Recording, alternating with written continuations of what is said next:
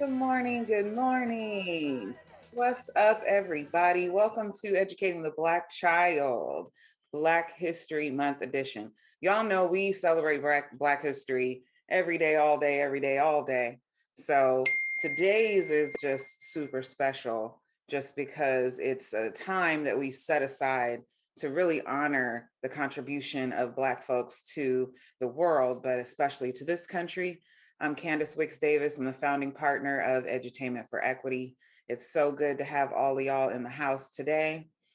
Much love, much love. So thank you for logging on to this very critical conversation, very important conversation that we are centering and grounding in Black history this month. Edutainment for Equity provides transformative and innovative experiences that affirm an equitable future. We do that through trainings, consulting, arts production, and events like this. So welcome. Some of y'all are like, y'all rock with us and you're in the house all the time. Some of you are new, welcome. And some of y'all are from all over the country. So welcome, whatever time zone you're in, welcome. Feel free to reach out to us. Our link tree is at the top. I think it's about to get dropped in the chat as well. You can access all of the different access points to get to us through that link. All right, so Edutainment for Equity, we start all of our events with an Indigenous land acknowledgement. We are in the land of the Ohlone people in the Confederated Villages of the Lashon, commonly known as Oakland, California. And wherever you are, if you can drop in the chat what Indigenous land you are standing on, please do. Please do drop that in the chat. We honor those ancestors whose legacy we take advantage of every day. There were people here for tens of thousands of years, making families, loving each other, creating community, and establishing governments and culture and arts and technology that were here for generations. And we want to make sure that we acknowledge them, that we acknowledge that the folks who are buried in the mounds and the hills around our homes, in recognition of their victimization to the settler colonial project and the proximity to the ancestors of African people. We present this acknowledgement as a recognition of respect, of our appreciation, and our bearing witness to their lives. And we know they are still here both in spirit and in the flesh, and we honor their presence in this land. At Edutainment for Equity, we stand in solidarity with our Indigenous brothers and sisters, Indigenous people, and we honor the contribution they have made to our well-being, and not just our well-being, but the well-being of the American people. So thank you for that. Please also, let's take some time, and it's so appropriate during Black History Month, even though we do this every time, we want to call on the ancestors whose energy we want to bring into the room today. And I want you all to note, look at this screen right now, y'all. Maya Angelou, John Lewis, Tupac Shakur, Cicely Tyson, all of these folks were Black children. Every single one of them started off as a Black child. So we're having conversations about people who could turn into, in the future, into these people. And that's how critical this conversation is. So we want to call on all the ancestors whose energy we want to bring into the space today, those who are no longer here in physical form, but whose lives inspire us to continue to pursue justice, or those ancestors whose blood flows through our veins, or the ones who we don't share blood with, but we share beliefs or values, or we share a desire for a better world. Type their names in the chat. Type the name of an ancestor or ancestors whose energy you would like to call into the space today, whose energy inspires you to continue to do this work every single day, who inspire you to pursue equity, social justice, inclusion, every single day. Thank you, everyone. Continue to drop those names. Beautiful. Thank you so much. I want to lift up the name of my grandmother who recently passed, Leola Crow. I want to lift her up today in this room. She was a bus driver for 40 years. You can believe it. For 40 years, she was a bus driver for school bus driver. So I want to lift her up, and we will talk very extensively about a particular ancestor, one of the founders, the founder of Black History Month, which was Negro History Week, Carter G. Woodson. We'll be diving into Carter G very deeply today. But I do want to lift him up during this time as well. The last thing I want to say is, before we dive into this deeply, is to really think about ourselves, that we are ancestors in training as well, as we dive into this conversation. So let's practice being the kind of ancestor that our future generations will want to call into the space. Let's practice being brave and bold ancestors that will be remembered for our courage, and whose names future generations will call on for strength. So how can you stand in that purpose? What can you do today to become the ancestor that into the future, the next generation will want to call in, will need to call into the space to garner their strength, to fortify them to continue on in the pursuit of justice? Ashe. Thank you, everyone, for your participation. Now, I want to introduce your host for the day, E4E partner and Chief Innovation Officer, Hadari Davis, also my boo. Hadari Davis, he will be hosting today with our incredible guest, and we're going to go ahead and hop in for today. Let's sit back, enjoy, take a deep breath, and let's get into this work. Right on, right on. So I love that. Thank you, Candace, for that introduction and that acknowledgement. Well, we love the names that y'all dropped in the chat. If you have other names that you want to continue to drop, please do. We're always reflecting on the role that our ancestors play in this sort of the activity of life. Yeah. I'm Hadari Davis, Chief Innovation Officer at Edutainment for Equity. I'm also currently a graduate student working on a doctoral thesis at the University of California at Davis. My graduate work is in education. And if any of my classmates are out there, I'm shouting you out. I love y'all. Good to see you here. Let's dive in. Our examination of Black children, of the education of Black children, is really interrogation of the future of Black people.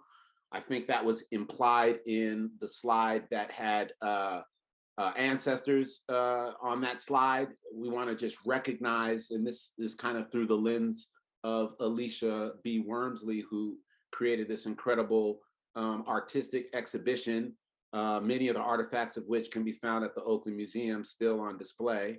But this idea of there are Black people in the future is an affirmation. It's not speculative, it's an affirmation about what the future holds for us, for our children.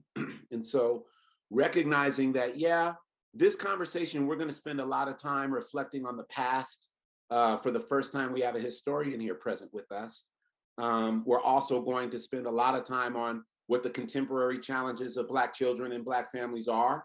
We'll talk a little bit about that.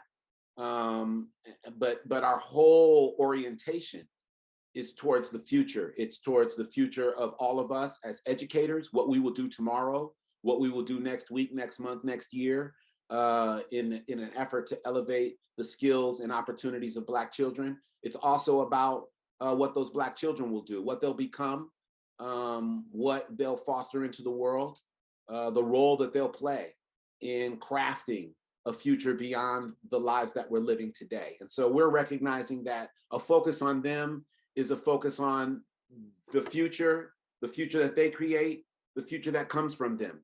And that's what the channel of this conversation is about. We are honored to have Dr. Jarvis Givens to be with us. But before we do that, Jarvis, before we do it, I gotta dive into this this kind of contemporary reality. Let's look at what's happening with Black children, with Black schools, with Black educators. Let's provide some context, as we always do, for our conversation, so that when we don't waste Jarvis's time having to recall the things that are happening in the world today. So let's look at mask mandates are falling. Omicron is falling. There's a lot of pressure on schools to get kids to take their masks off, to kind of go back to business as usual. Even at the graduate level. Even in doctoral programs, they're breaking out butcher paper and markers and Post-its like the pandemic never happened.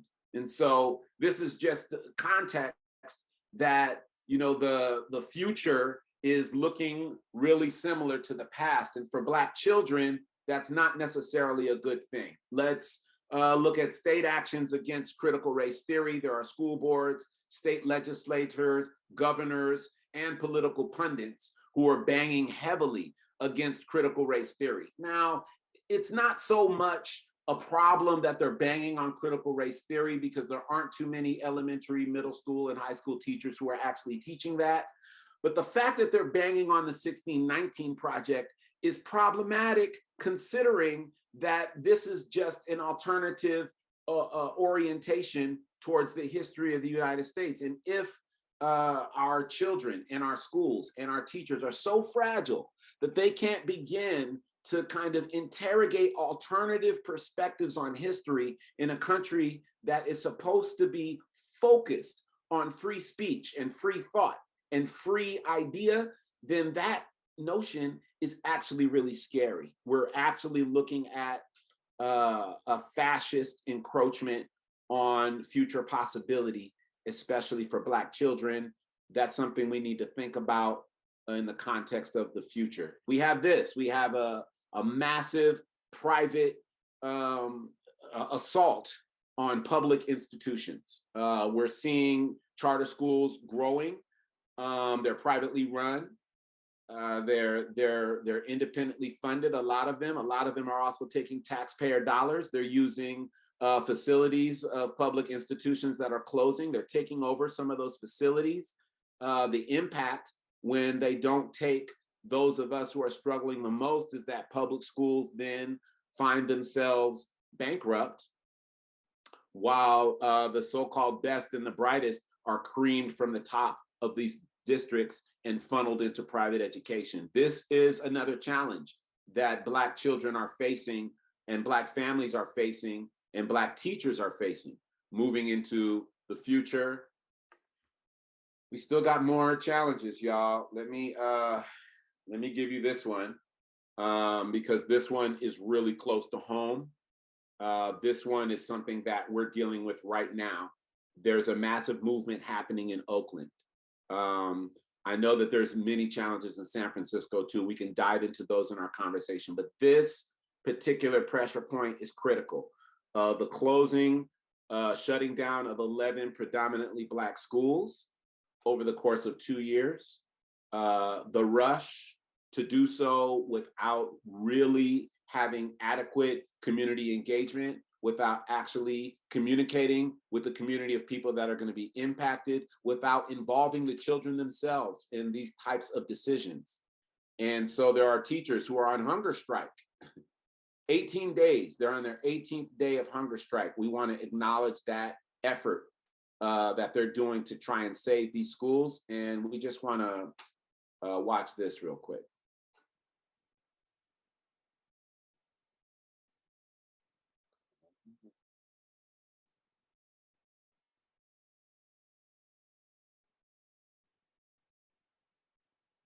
You know, I'm only going to let it spin for a few minutes before I'm going to click through it, because we ain't got time. 6:31 right now. Some breaking news overnight. Oakland school leaders voting to shut down or merge several schools, some as soon as June.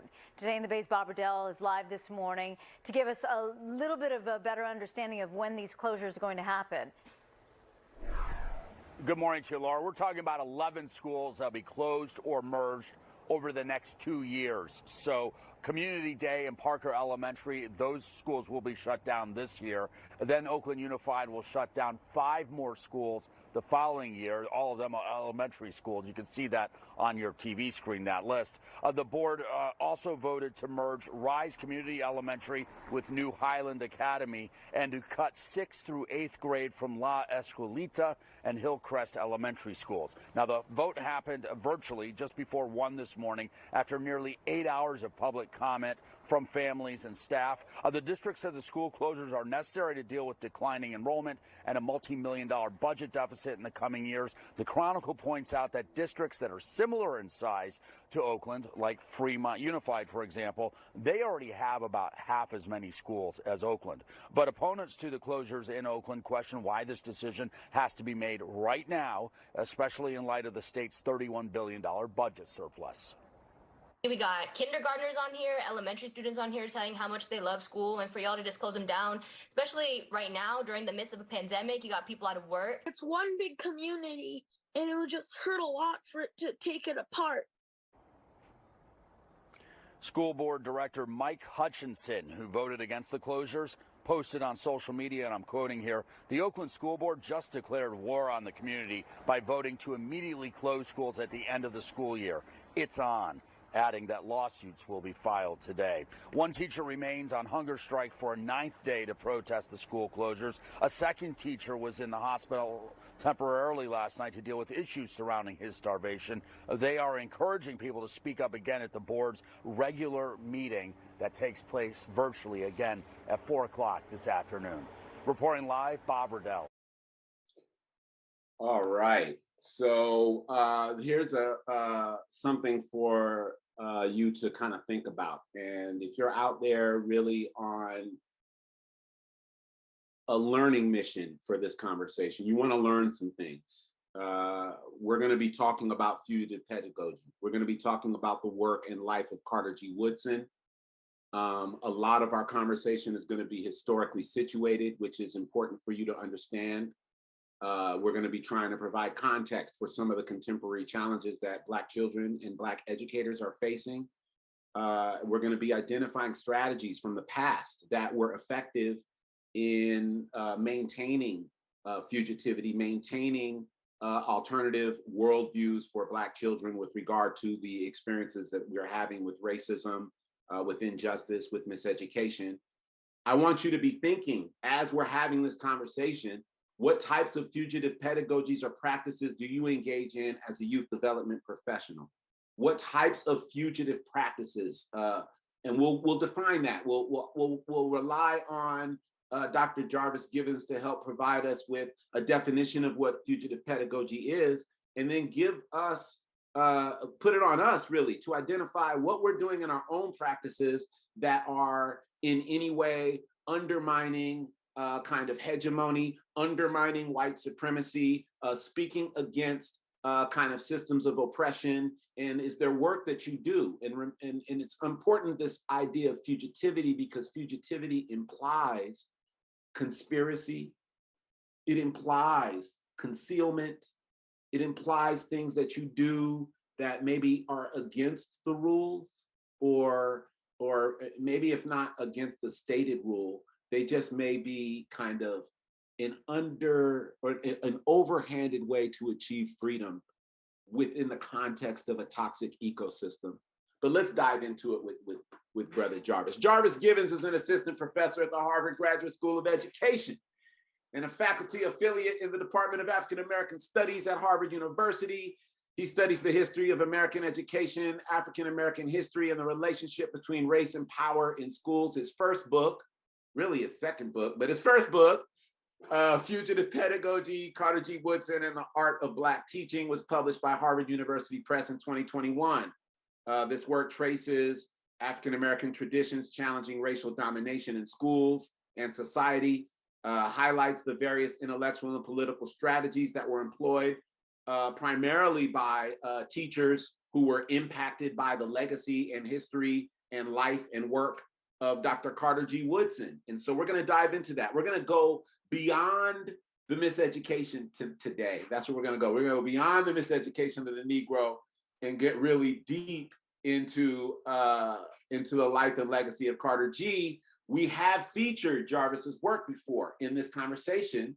We just weren't talking to Jarvis. So the last time we had a conversation similar to this, we were talking to Chris Chapman specifically, and we talked about a book that he co-authored with Dr. Naila Nasir and with Jarvis about the African American Male Achievement Initiative in Oakland, And the title of that book is We Dare Say Love. I'm sure we will come back to talking a little bit about that book as well, but it's really about the role of love in the education of our children, which is just powerful in and of itself. So we'll share that. You know, Jarvis and I share a lot of friends in the world, which makes us tight. You know, he went to school in Compton. So like, you know, that ties into Candace, like right there, boom. You know, Brother Adimu was one of his teachers, and, you know, we all got ties to Brother Adimu. So look, welcome, Jarvis. Welcome.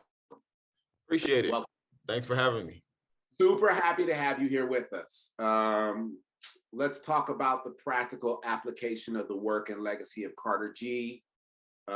Just for you, we've been holding this event for 6 years. We've hosted many of the preeminent scholars in education, but we've never had a Woodson scholar. Like, this is the first time we had a Woodson scholar, you know what I mean? So we kind of feeling ourselves a little bit. Yeah. Considering that this is Black History Month, for those of you who are on the call and don't really know who Carter G. Woodson is, but you're in Black History Month, that is his legacy. He's the founder of Negro History Week, which became Black History Month. That's just important nugget of information that you should know that we probably won't talk a whole lot about today. But in our conversation, we've been interrogating the best and worst practices impacting Black children. What excites me about this is that we get to examine fugitivity, and we get to reveal kind of field-tested strategies for effective education from the playbook of the great and honorable Anne. So we looking into Dr. Carter G. Woodson's playbook. We're seeing him as, like, you know, an original architect of the game that we're in. Yeah. And we're looking for his plays. We want to see some of his plays. We want to know, like, you know, did he hand the ball off? Did he pass? Like, you know, what was the defensive schemes that he was running? Like, you know, the sports metaphor is that we really are seeing Carter G as this master educator and this master historian. And we are trying to position ourselves to be able to carry that spirit that he had, that intention, to really focus on the future of Black children. And so that's kind of where we want to start, is hoping that you can share with us a little bit about why Carter G. Woodson is so important beyond his role as the father of Black History Month and Black history. Why is he so critical for educators, whether we're in the classroom or not? Yeah. Thanks for everything you both that you and Candace did to kind of set up this conversation that we're going to have today. I really enjoyed listening to you all's framing and the intentionality that you all kind of take to kind of like shape and curate this space. So I just wanted to say that first. But so, you know, for why Carter G. Woodson is important. You know, I have to say, when I went to graduate school, I didn't go to graduate school to study education, actually. But in my first year, when I was in grad school, you know, I had read The Miseducation of the Negro in undergrad in a student group, a student organization that I was a part of. It was kind of like required reading for us. And I also had to read The Miseducation of the Negro for my master's exam in the African American Studies department at Berkeley.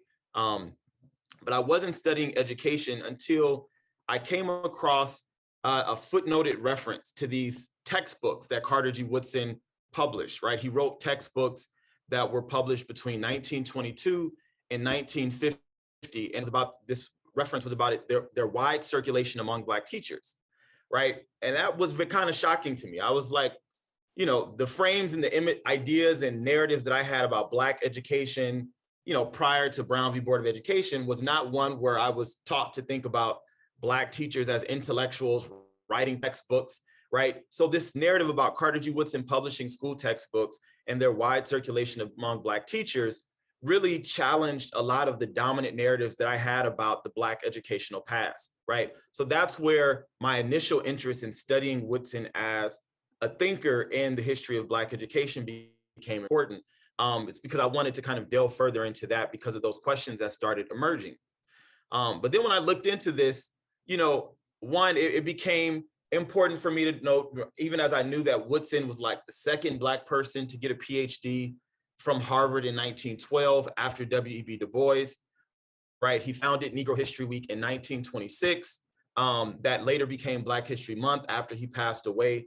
And many people talked about him as the father of Black history, right? Because of him, you know, he got a PhD from Harvard. in history after W.B. Du Bois, right? But I was also shocked to learn that he had only been a professor at a university for 2 years, right? But he was a public school educator, a public school teacher for close to 30 years, right? When we think about the longer span of his teaching, right, it was in public schools, in high schools, and in kind of early educational contexts, right? And so his life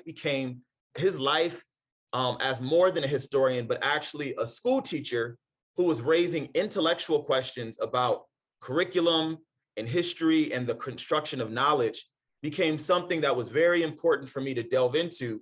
And it became important for me to not just think about Woodson as an individual figure, but his life was so complex because of this networked world of Black educators that he was a part of and that produced him, right? So I started to become really interested in his life, right? Now it started trying to recreate and tell a story about Woodson as a child, right? I'm thinking about what Candace said earlier when she showed those images of Maya Angelou and John Lewis and folks like that. They're images of them as children, right?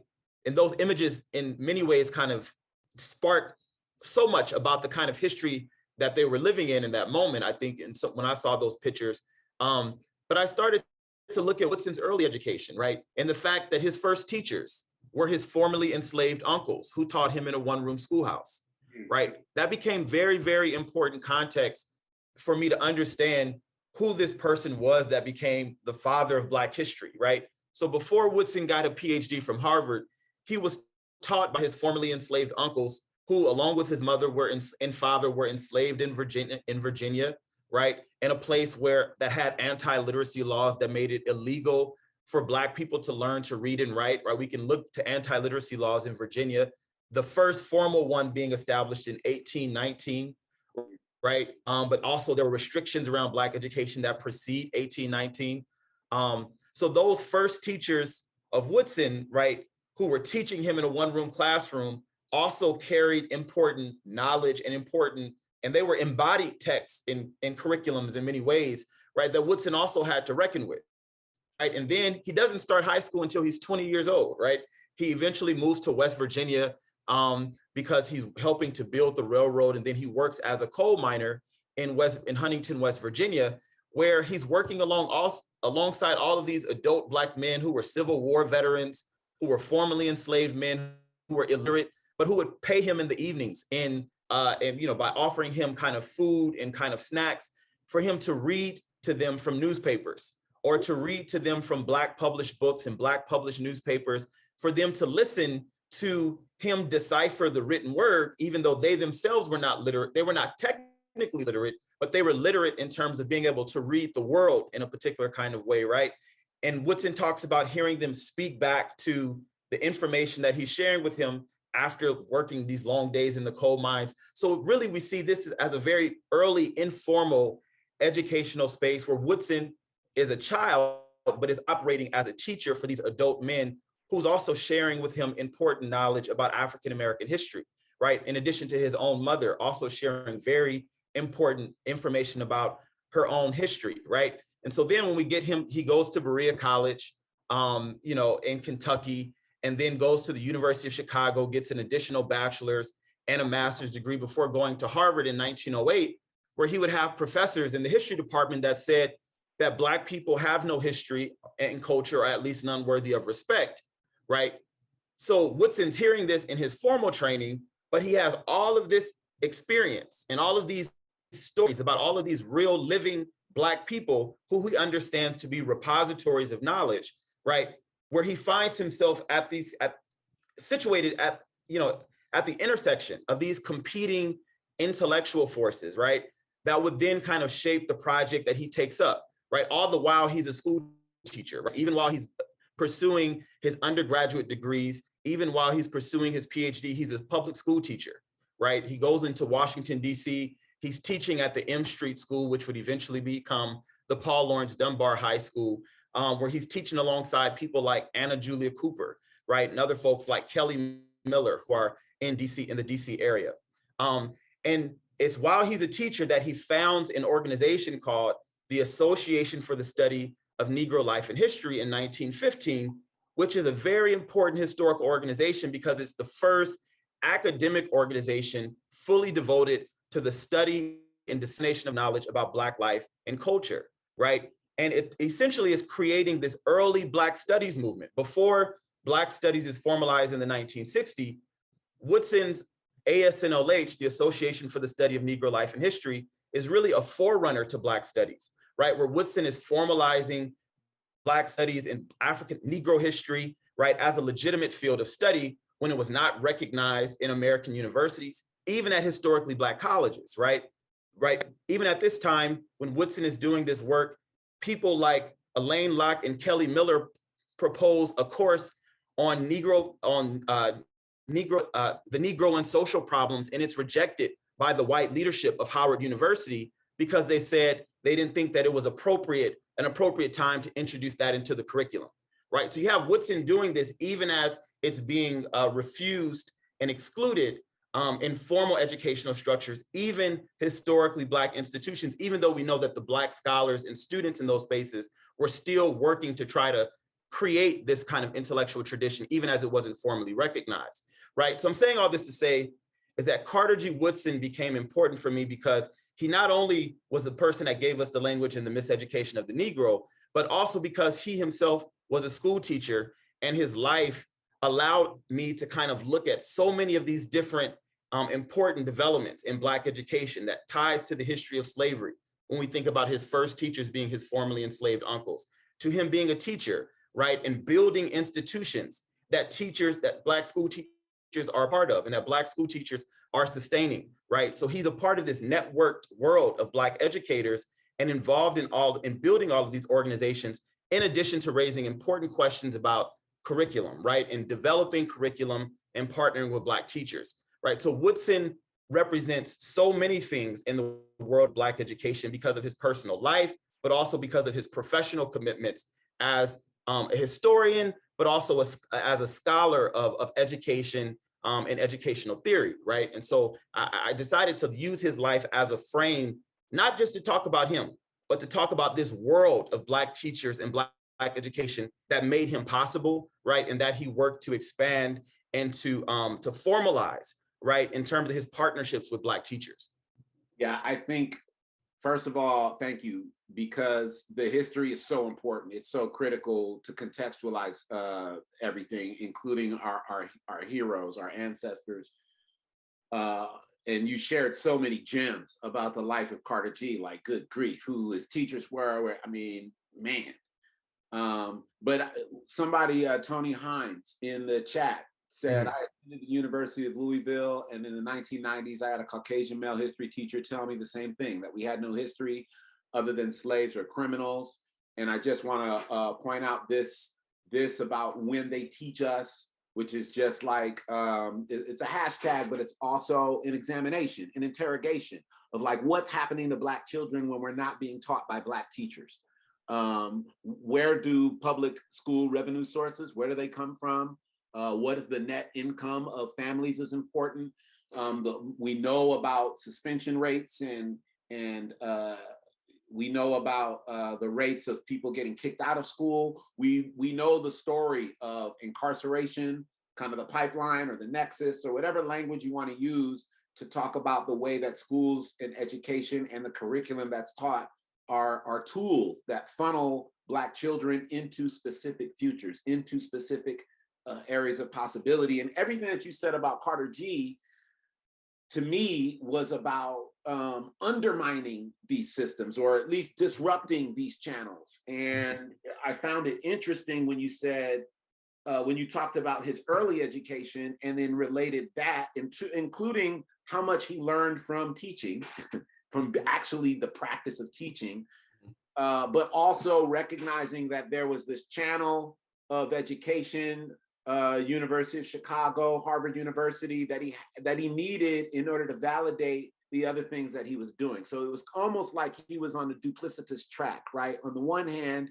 he was really doing this fugitive work of working to make sure that Black children, Black communities, Black people who have been undervalued by the larger society, his focus on that, while at the same time recognizing that he needs to get these these degrees, these letters, so that he can kind of push that agenda forward. Is that accurate? Or Yeah, no. Absolutely. We see him, Woodson is a part of this generation of Black folks who are born, the first generation born on the other side of slavery, who are really kind of, striving, right? These kind of Black folks who are pursuing education as a part of Black spiritual strivings, right? Du Bois writes about this in Souls of Black Folks beautifully in that first chapter of our spiritual strivings, when he says, 750,000 did the freedmen give of their poverty to the building of schools, right? So after slavery, one of the very first things that Black people did, in addition to trying to kind of get land and be self-determined, is that they built schools, right? They were building on a subversive educational project that existed before, right? Enslaved people pursuing education in the cover of night, even as it was criminalized, right? This is a central part of so many of the slave narratives, Frederick Douglass's narrative being the most iconic. I think when we learn about him linking education with freedom, and it being criminalized and him pursuing it secretly. But this is something that doesn't end when slavery is ended, right? But even when Black folks are when the Civil War is happening, we have Black folks fleeing the plantations and running to the Union Army, right? And one of the first things that they're doing is they're building schools, right? You have this again and again across the Union camps across the southern states. They talk about, these Black folks that are running away from plantations, and you'll see them, someone in the corner with slips of paper, with a little bit of learning, trying to teach the other people that they have, right? And one of the first things that they do, one of their first acts of freedom, is to build schools. And so this is why Du Bois says that public education in the South was a Negro idea. There was no such thing as public education in the South until Black people during the era of Reconstruction led a legislative campaign to create tax-funded universal education that benefited not just Black people, but also white people. And it's because they had a political vision of freedom that had education as a very central component of that vision, right? And so you have people like Woodson, people like Mary McLeod Bethune, people like James Weldon Johnson, who are part of that first generation of Black folks born on the other side of slavery, who understand, teachers as being the first leaders of freed people, right? And aspiring to be a part of that. And so absolutely, he's striving and pursuing education, even as he's coming up against these kind of roadblocks when he's going and getting this formal education at places like the University of Chicago, even at Berea. Berea is in Kentucky, and it was the only college in the South that had an integrated student body, right? They had Black and white students. And it would then revert back to a segregated school and only educate white students, literally the year that Woodson got his degree in 1903. But Woodson is absolutely trying to utilize education as a part of this kind of effort to try and, pursue creating, as a resource to kind of make freedom a real thing, right? And then after we see the kind of gutting of Reconstruction and the continued attacks on Black education, right? Because just because Black people are now able to legally pursue education doesn't mean that the restrictions and the constraints on it cease to exist, right? We know that they continue. Between 1866 and 1876, more than 630 Black schools were burned down in the southern states, right? More than 630 schools between 1866 and 1876 were burned down, right? This is the context that Black people are pursuing education and trying to develop a liberatory educational vision, right? So legally they can attend schools, but it's still under attack. And so, which is why this language of fugitive pedagogy becomes important, is because it continues to have this kind of subversive nature to it, both before and after emancipation, right? And it's important for us to see this continuum of Black political struggle. And I'll just give one more example about Woodson's life. It's like, he attends the Frederick Douglass High School. He starts attending high school at the age of 20 in Huntington, West Virginia. The principal of the school is one of his cousins, Carter Barnett. They share the same name as their grandfather. And obviously the school is named after Frederick Douglass, the fugitive slave, right? So this language of fugitivity that I'm using means a number of things in the historical context, right? We can get into that later if you're interested. But one of the things that's very important is that in 1900, Carter G. Woodson's cousin is fired as the principal of that school because he publishes a independent Black published newspaper, and he's trying to use the newspaper to kind of organize the Black community in Huntington, West Virginia, to run an independent slate of Black candidates for political office. And so the white educational authorities fire him, right? And so Woodson sees this attack on his education in his early life, but he also sees the surveillance and the kind of the firing of Black teachers when their political engagement and their educational practices are out of step with what's deemed acceptable by white educational authorities. So what I'm trying to say is that these things shape how Woodson moves, right? How all Black educators are moving, because they recognize that even as they're emancipated, the structures and the social realities of Jim Crow means that they continue to be surveilled, and there continue to be all of these kind of repercussions and punishments when they're seen as kind of out of step or challenging the status quo or teaching against the grain of the kind of norms of Jim Crow schooling, right? And so Woodson understands this, and it informs the way that he moves, and it informs why Black teachers and why Black educators build these institutions to advocate on their behalf outside of the formal school structures, even as they're having to work as teachers within it. Insurgent teacher networks. Insurgent teacher. Hey, we're talking to Dr. Jarvis Givens. If y'all just jumped on, joined us, so you don't know what's going on, Dr. Jarvis Givens is the author of these two texts, co-author of the second text. We're diving really into fugitive pedagogy, the art of Black teaching, Carter G. Woodson. We've been spending a lot of time on 1900s kind of historical context for the life of Carter G. Woodson, his life story, his legacy. And I want to fast forward the conversation a little bit. Because you mentioned something about how pre-emancipation, post-emancipation, kind of the attitudes of teachers, the work of Carter G, recognizing that the systems around the education of Black children were incredibly surveilled, incredibly oppressive, even to the point, as you just mentioned, that in a 10-year period, over 600 schools, Black schools, were burned to the ground. Something that in the history of Black education, it's not something that we hear about all the time.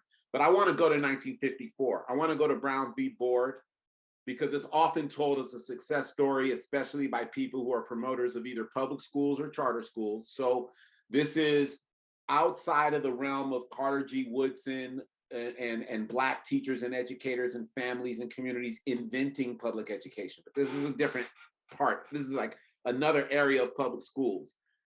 Your book reveals that there was a network of educators in the segregated environment who are working collectively to advance the achievement of Black children, including the development of a critically conscious identity around race and racism. And your research reveals that that was happening pre-1954, that actually that the history of that kind of what might be perceived by the dominant white supremacist narrative would be that in and of itself was like radical or revolutionary activity. And it was really just living and surviving and coming up with strategies on how to deal with a system that was against you all the time. So I'm thinking about these networks of educators in a segregated environment.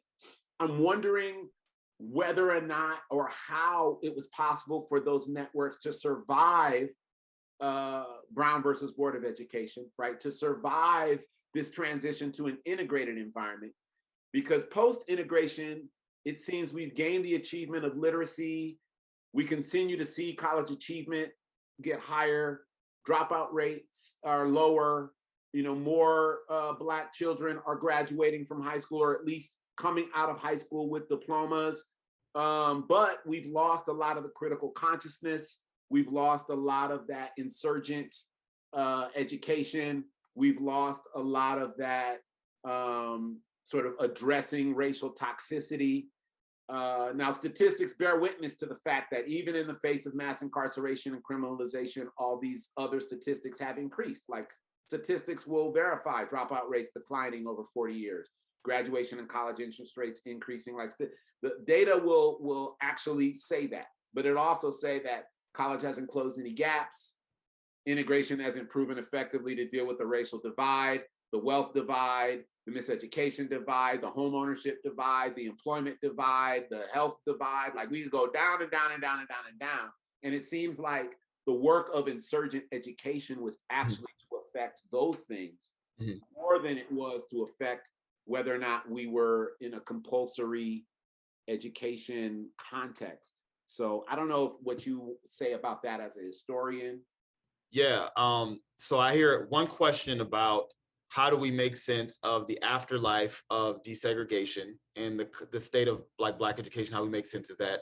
I hear another part of the question where you're talking about these institutions that Black teachers created.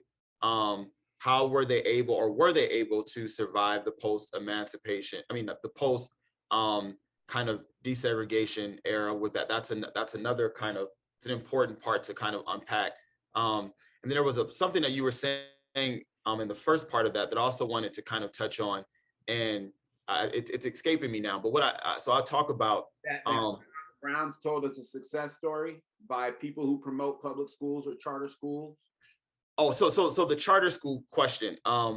Yeah, so I think that is, so the one piece that I wanted to say about this, the point that you were raising about the kind of public-private partnerships when it comes to the emerging kind of, some people refer to this as the kind of neoliberal restructuring of the public sector, and particularly public education, and the impacts that have for Black communities in particular, right? When it comes to the folks that are targeted for these kind of charter schools, and what that means for public education as an idea and as a kind of a right of citizenship, and as an important kind of an important political right. And so one of the things that I would say to that is that there's actually a lot of important historical context for thinking about the outsized role that private capital and private funding has in shaping this kind of current education reform context that we're living in, where we see the emergence of these, charter schools, but also these public-private partnerships for doing education work, right? There's a book by Bill Watkins called The White Architects of Black Education, which I think is an important book for us to think about in relationship to this point you raised about, charter schools and what people would say as an attack on public education, because what we see happening there is the role of white philanthropy in undermining Black education through the way that they were choosing to develop Black education institutionally, right? Where we see rich philanthropists like the Rockefellers, like Rosenwald, like the Laura Spelman Foundation, the Carnegies, right? Who create this kind of network of social reformers who have transformative sums because they're very influential, who are interested in doing this kind of social engineering work and addressing the race question, right? How do we address this kind of race issue in the South that's not good for business when you have all of these race riots and stuff like that? So you have them advocating for a particular type of Black education. This is where a lot of people will think about the Booker T. Washington versus W.B. Du Bois debate of practical education, and where they're trying to teach Black people to be better farmers and better workers. And Du Bois arguing supposedly against Booker T. Washington and saying, no, we need an education that's about developing leaders and critical thinking, right?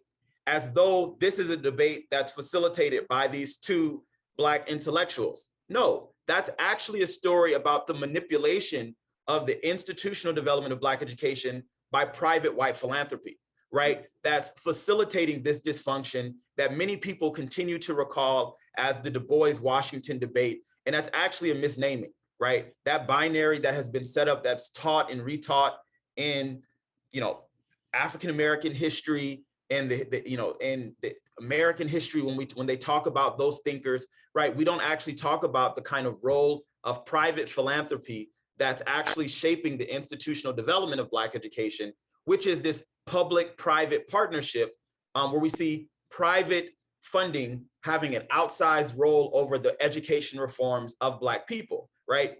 Stop. I hope y'all are hearing this. He just killed that though. and just recognize that this is the reality that we face on the outside of the school system.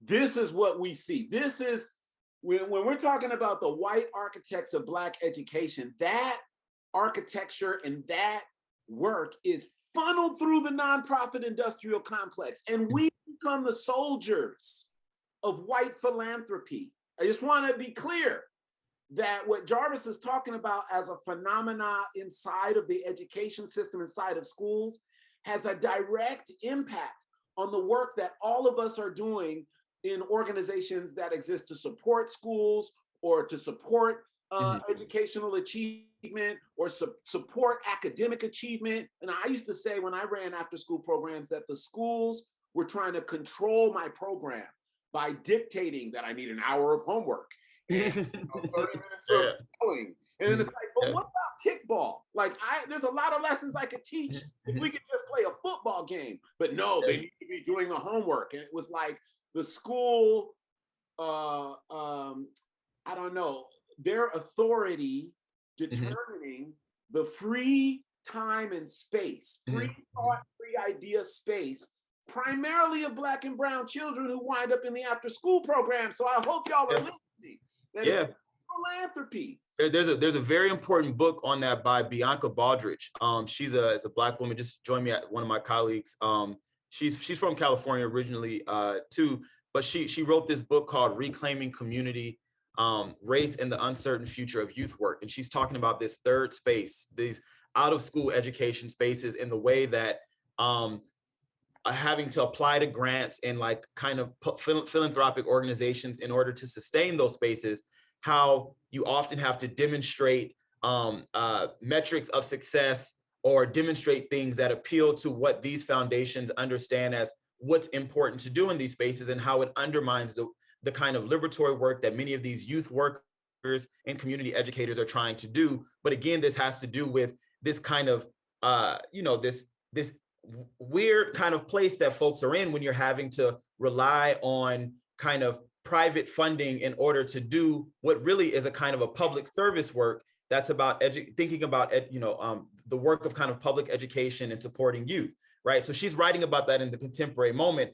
And every time I teach the history of Black education, I always make sure we take the time to kind of go through this early history about the role of white philanthropy and education reformers who had near complete unchecked control over establishing education reform. None of these people were educated. They were just billionaires and super rich white people who were trying to establish order and reconcile and trying to reconcile the kind of falling out in the tensions between Northern white people and Southern white people by trying to figure out how to deal with this Black problem in the South. And so they use education. They say, okay, we'll continue to support you Black people with education. We know you need resources. You don't have no money, right? And we know that you need it. So we'll allow you to have these resources and to try to modernize the schools, but it's going to come, it has to align with a certain kind of ideology, right? And this is that classical versus industrial education debate that we see and that we think of, right? And we know that Black folks on the ground were never wedded to just practical education or classical, right? Of course, they want Black people to think about job training and stuff like that. But Black parents and Black communities never said we're just content with being good workers for white people, right? We know that Booker T. Washington, even as he was kind of used as a kind of a pawn in that struggle, in that particular project for white philanthropists, even he himself was not fully wedded to that. His daughter went to a liberal arts college, right? Went to Fisk, right? And so we know that Black folks were it was always a kind of a combination of these things. But we see this outsized role of white philanthropy shaping the institutional development of Black education. So I'll put a pin in that. You asked these other questions about these institutions that kind of Black folks built and sustained. The earliest Black Teacher Association was created before the Civil War, right? So Black educators were constantly organizing themselves to create institutions that would advocate on their behalf, and that became these counter publics for them to engage with kind of the best thinking among Black intellectuals, but also building from information that they got from teacher training pathways, right? And they were merging this information to do the intellectual work that they needed because they recognized that their tasks were different than what white educational theorists and professors that were training them in teacher training pathways were offering, right? And so we see them doing this kind of intellectual work, but also political work, right? Black teachers, what individual Black teachers could be held accountable for, these institutions could operate as advocacy organizations. So for instance, you have Black teachers who are using these organizations that they built to support the litigation cases for teacher equalization salaries, to equalize teacher salaries, right? Black teachers were being paid less than white teachers, even though some of them were more educated than the white teachers, right? We know there were a number of Black teachers who had advanced degrees and were sometimes, paid less than white teachers. But these organizations could funnel money to the NAACP that was leading this kind of legal campaign. People think about the lawyers arguing for Brown v. Board of Education in the courtroom as though the lawyers were the people who did all of that work. All of those lawyers who were from the North, who were arguing these cases that were based in the South, where the majority of Black people were, right? They didn't get access to those people. They only got access to those plaintiffs because of Black teachers funneling those cases to them, right? They only had the money to pay for the litigation that they were doing because of Black teachers raising money and funneling money to the NAACP through Black teacher associations, right? Because they themselves couldn't publicly support the NAACP after it became illegal to do so, right? We know that Black teachers were fired if they were known to be members of the NAACP, but these organizations that they created were to do important work around advocating for Black teachers and Black students, and they did a lot of intellectual work and a lot of political advocacy work. And so we have to think about this kind of background work that Black teachers were doing and intentionally keeping it out of sight, right? They intentionally didn't want white school officials to know that they were participating with the NAACP. You'll have like Black school principals cases of certain Black school principals who are African-American men who would put their NAACP membership in their wife's name so that if their mail was intercepted, it wouldn't be able to be proven that they were members of the NAACP if they were public school teachers, because they would be fired, right? So we see Black teachers doing all of this work to navigate these constraints. Now, moving to this question that you had about the post-emancipation era, these organizations that Woodson was a part of, that Mary McLeod Bethune was the president of, right, that W.B. Du Bois was a part of, that these are organizations that Black teachers and Black intellectuals are a part of, become integrated out of existence, right? Which is the kind of tragic part of that narrative, is that even though these organizations were central to achieving Brown v. Board of Education, which was an important kind of legislative ruling, right? The way that it was rolled out was not the vision of desegregation that Black teachers were advocating for. And those very institutions and those very teachers were undermined in what came after. While Black teachers were advocating for, and this Vanessa Siddle Walker is a historian who writes about this beautifully. She says, Black teachers had a vision of desegregation that was an additive model, right? Adding to all of the important work that they were already doing, right? They didn't want a replacement, and what they got was an exchange model, right? Black folks and with segregation were given something in exchange for all of where all of the good work that they were doing was undermined in what came after. When these teachers were pushing for desegregation because the lack of resources was a real thing, right? That undermined the work they were doing. So it's not that they wanted to be in schools with white people, but they wanted equitable access to educational opportunities and resources. That's an additive model. They say, we already know how to teach Black children. We have evidence of this. All of these Black leaders, the teachers themselves were products of Black schools and Black teachers, right?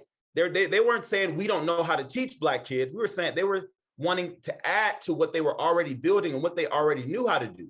And all of that pedagogical expertise, all of that political knowledge and institutional knowledge became undermined in this exchange model of desegregation that came after, right? That's not the vision of desegregation or integration that Black teachers were advocating for, right? And those institutions, were forced to merge with white teacher associations after, the rolling out of desegregation. right? And we have yet to fully be able to appreciate the cost and the loss of those important organizations that existed for over a century, that where Black teachers were organized, where they were able to kind of come together in a professional public to help sustain them in the profession, right? We've yet to be able to fully appreciate what was lost when we lost all of those institutions, right? Because it's not just about the individual loss of Black teachers. It's about the kind of loss of that kind of professional knowledge and that pedagogical knowledge that was institutionalized in these organizations that allowed for the transmission of these ideas and a tradition over the course of generations. Woo. So you're saying then that we're not going to get free on a 40-hour work week. That's what I hear you saying, that if we just keep going to work Monday through Friday, 9 to 5, that we ain't going to get free. That these teachers like Carter G was teaching all day and getting his doctorate at night or when he could squeeze it in. Just think about that, y'all, that we're not going to find our freedom because we were hired and signed the contract, that it's going to require work outside of your current employment situation. It's going to require the building of networks, the attendance of meetings, events like this. It's going to require us engaging beyond our workday if we want to free the future, instead of always contextualizing it around the children are the future. And if we just teach the children, how about we teach the future? How about we prepare the future? It's not necessarily preparing the children for the future. It's as much that as it is preparing the future for the children. So there's I appreciate what you're saying. I would just want to add one thing there because I think it's really important. Because this additional, it is true that we see these teachers taking on who are already underpaid, right? When we're thinking about the historical context, and today teachers are absolutely underpaid, right, and undervalued in the society that we lived in. But we know that these Black teachers had a different set of values in terms of how they valued the work of educators because of a kind of the way that Black teachers were valued in the cultural context and the political context of Black life was very much so set apart from the way what it meant to be a teacher in the mainstream society, right? Black teachers had a different standard of what their work was because they had a political clarity about what education was supposed to be doing as a part of a much larger kind of project, right? That's something that we have to put into context. But I don't want to take for granted this idea of additional labor that Black teachers have historically taken on, and in many ways that many Black teachers continue to take on today, right? And James Anderson, and it's not just teachers, but also community members who have to do so much of this advocacy work of trying to hold school districts accountable to Black communities and Black children. That is additional labor, right? And James Anderson, he offers this concept of double taxation. He's using that to talk about as a caution so that we don't over celebrate all of this extra work that Black people were doing after the Reconstruction period, when they were denied equitable resources to serve Black students, right? When we know that even though they were tax-paying citizens, white schools were receiving a disproportionate amount of the funding over Black schools. And we see Black communities building and pulling from their own resources, right? From their own poverty, right? That's that quote from Du Bois, 750,000 did the freedmen give of their poverty, right? Double taxing themselves to try to build schools that should have been their right as equal citizens, right? And so we have to make sure that we take that seriously, that double taxation is an injustice, even though Black folks have kind of taken up that work because it was necessary in order to move the work forward. But we have to make sure that we kind of talk about it in that way and appreciate that as the additional labor that's required, that's taken up, and that we also have to name that when we're advocating for the additional labor that Black teachers and Black communities are having to take on to do this work, right? And taxing themselves to do this. Like in the opening scenario of my book, I talk about this school called Webster Parish, and I give the context about how this community of Black folks in Webster Parish, Louisiana, in order to build this new modern structure, they were all agricultural farmers, picking essentially like sharecroppers and tenant farmers, but they cultivated this community patch of cotton to raise money to offer as matching funds for the Julius Rosenwald Foundation in Chicago in order to build this modern structure, right? Many people talk about the Rosenwald schools that modernized Black schools across the South as though it was just the money from this white philanthropist from Chicago. And it's like, no, you have all these ordinary Black people who were engaging in additional labor because local white school boards were not offering them the money to build and to modernize their schools, and double taxing themselves in order to try to push this project forward, right? And that's something that we see again and again in the historical record. And Black teachers were absolutely taking on a lot of that additional labor when we think about this additional organizing that they're doing and paying money to sustain these organizations and Carter G. Woodson's cause as well. Yeah, that's deep. I mean, and as I think about that in contemporary times, I think about these two brothers in a tent outside of Westlake Middle School, and I guess they're triple taxing themselves because they're not eating, and they haven't eaten for 19 days. And I think that is kind of a reflection of the level of crisis that our communities are facing, that we believe that a strategy of starving ourselves, literally, is a strategy of liberation. And so I think the frame of fugitivity is great. I love it, especially in light of the legislation in 30 states banning teaching historical truths from texts like the 1619 Project. They probably can't even teach fugitive pedagogy, Carter G. Woodson, and the Art of Black Teaching. Like, you might be on the banned list, bruh, along with Between the World and Me, and, you know, children's books like How to Be an Anti-Racist. So I think that the teachers in those places who smuggle those so-called incendiary texts into schools are heroes of fugitivity. And I'm wondering how youth development folks, after-school educators, paraprofessionals, and others can participate in these fugitive practices. That if teachers, administrators, the whole system is kind of under this triple bind of like institutional constraints, white philanthropy, and sort of legislative polity, the whole punditry and the impact that has on school boards and on school. You made a comment about the white philanthropist who had no educational background making decisions about the education of Black children. And I just thought about the Oakland School Board meeting, because most of the people who voted to close those schools, they're not educators. They're board members. They're a lawyer and a business person, but they're not educators. But they're the ones who have an outside influence on the education of our children. So I guess I'm asking you, from your extensive study of Carter G and of these teacher networks, et cetera, are there some best practices or some examples from the past that may be applicable to the challenges that we're facing today? Yeah, I definitely think that there are, and I appreciate you sharing that context about folks who know very little about education, who didn't even attend public schools, or maybe don't even send their kids to public schools, making these kinds of decisions. I think what you're naming there has to do with generally the deprofessionalization of teachers and educators in general in our society, across the racial lines, but that's exacerbated, and particularly the case when we think about Black teachers, who are has historically been undermined as non-pedagogical knowers, that as though they have no expertise about what it means to be an educator, right? Because we think about teachers as just practitioners, just doers. They just are supposed to show up in schools and do what they're supposed to do based on a prescribed script that they're given. And the intellectual tasks of being an educator and teachers are completely sidelined, right? And not necessarily appreciated.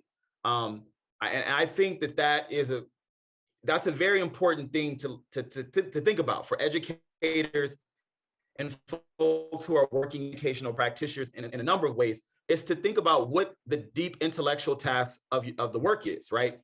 Being an educator is not just about the procedural aspects of managing a classroom and teaching content knowledge, whatever your subject matter might be, right?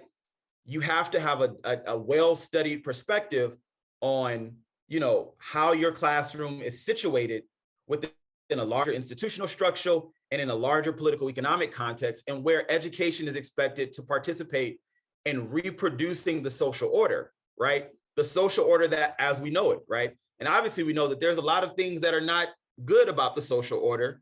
And so that means that teachers have to be vigilant, not only in terms of what it is that they're teaching, but that requires a different kind of disposition when it comes to like how you shape your identity as a professional, right? You have to think about and strive to be a scholar of the practice, not just a doer, but also a thinker, right? And understand the intellectual tasks that come with the vocation of teaching.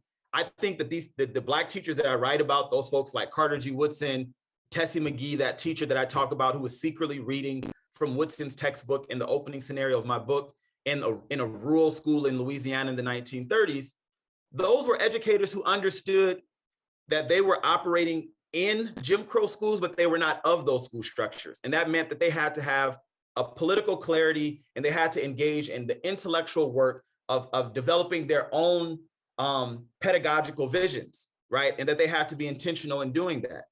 That's one of the things that I think is very important for educators to and that's something that you have to cultivate an awareness of, right? And I think that the teachers in the book that I write about really model that in an important way, right? They're thinking about the deep intellectual work of their professions. And oftentimes that means that the work that they're trying to do may be at odds with the standards, maybe at odds with the kind of structural context that they find themselves in. And so we see these teachers developing strategies to lean into the kind of higher aims of their work, right? To be accountable to the students that they're serving, and in many ways to be accountable to the spiritual work that is being an educator, right? And so I think, I mean, that's not a step one, step two, step three type of thing. I tend not to think in those terms, but conceptually, I think that's something that's important to offer to folks in the contemporary moment, right? To think beyond the current norms of what it means to be education practitioners, right? I think we need to push back on the cultural norms around what it means to be an educator in the current moment. And we have to establish new standards of what it means to be an educator, right? And these Black teachers that I write about in the past had very clear standards that were set apart from the dominant idea about what teachers were supposed to do and how they were supposed to be in society and in schools. And I think that that's very important for us to think about. We're talking to Dr. Jarvis Givens, author of Fugitive Pedagogy, Carter G. Woodson, and the Art of Black Teaching. We're gonna spend about a few minutes talking about what would Carter G do. So we wanna look, this is a little game, this kind of a speculative game because we actually don't know what Carter G would do, but we have like an expert in the life and legacy of Carter G. Woodson with us. And we're facing a lot of challenges, shortages of African-American teachers for Black children, closures of schools serving Black children and families. We're looking at the school to prison nexus, pipeline, pathways, critical race theory bans, and hysteria around words like boogie words like diversity and equity and justice, Historic academic underachievement. Yes, we're still dealing with really low levels of literacy, low levels of reading, low levels of math, and also low levels of critical consciousness, which is the lack of Black study in public K-12 education. So we're seeing all of this and we're wondering like, how would Carter G respond to that? I guess the last is university-centric Black studies programs, which I think goes back to what we talked about at the start, which is that as the study of Blackness becomes more intellectual and complex in the language that's used, it also then gets further and further away in terms of accessibility to the people who really need to engage in Black study. And so by centering Black study in the university, first, that's 1% of our Black population that even makes it there to have that conversation. But then second, centering in the university space intellectualizes it to a point where 5-year-olds, 8-year-olds, 12-year-olds, 15-year-olds can't really engage it. So you say like Carter G. Woodson has done all of these things, but all we can really understand is like, just read Miseducation of the Negro. He's a father of Black studies, and we kind of walk away. And there's this rich body of information that we never really engage with. But at the university, yeah, you have plenty of time, expectation. You might read a book a week or more, like papers you're gonna write, all of that kind of intellectual activity around Black study. And I'm, so what would Carter G do or say about these contemporary challenges that families and educators are facing? Yeah. I'm looking at this and I'm saying, I'm looking at this and I'm like, oh, these are contemporary challenges, or are these challenges that just have new names, but that were the same?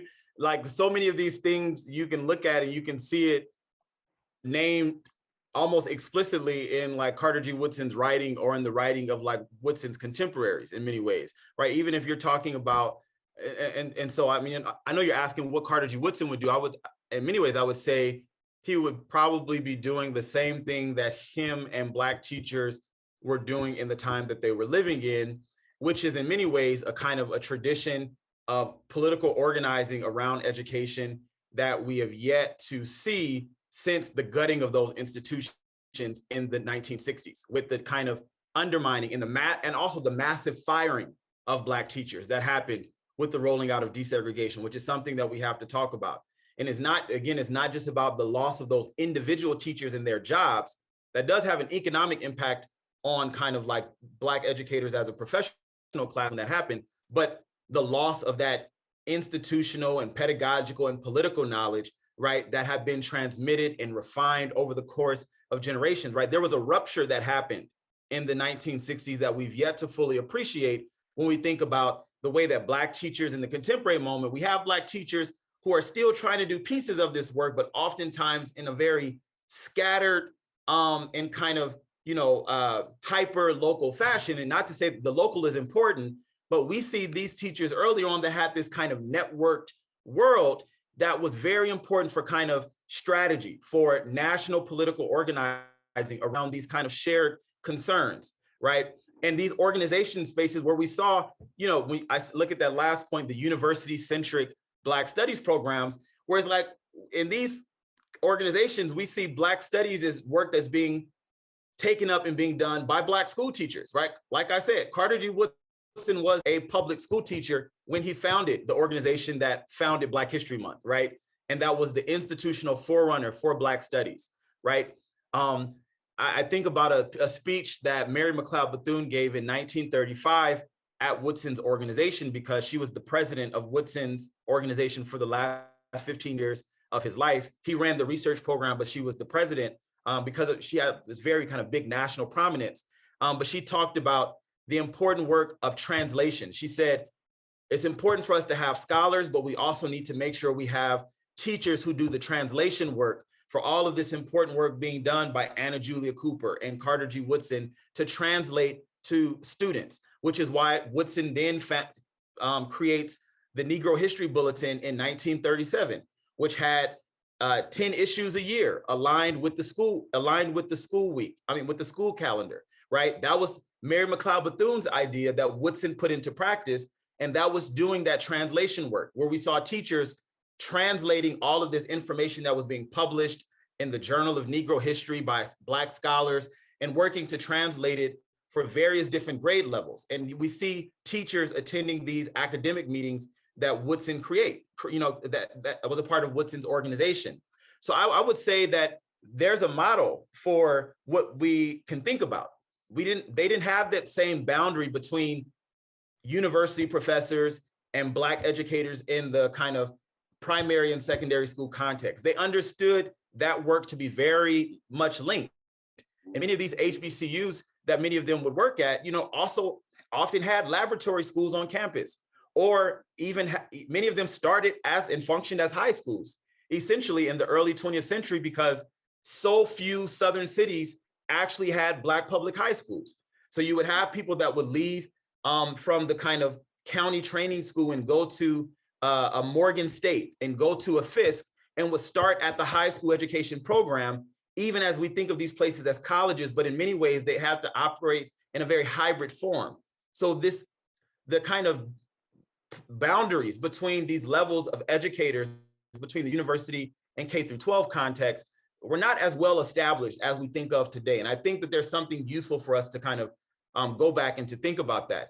But this other question about, and I would just say that it's important for us to recognize that a lot of these concerns about what's happening to Black students in schools is very much so tied to the kind of alienation that Black educators experience in schools as well. And so I think one of the very important things that we'll learn from studying the historical record is that there's a shared vulnerability between Black teachers and Black students, right? The concerns, if we want to address issues that Black students are having in schools, we also have to simultaneously address the issues that we have surrounding the Black teacher pipeline, the recruitment and retention of Black teachers. Black teachers and Black students' experiences as professionals and as learners in the context of school are inextricably linked, right? And we have to recognize that. So our efforts to address the needs of Black students always has to account for the need to also address the issues of Black teachers. The dignity of Black teachers is linked to the dignity of Black students. And so is their vulnerability in the context of schools when we think about miseducation and when we think about the kind of violence that's reproduced through educational structures, right?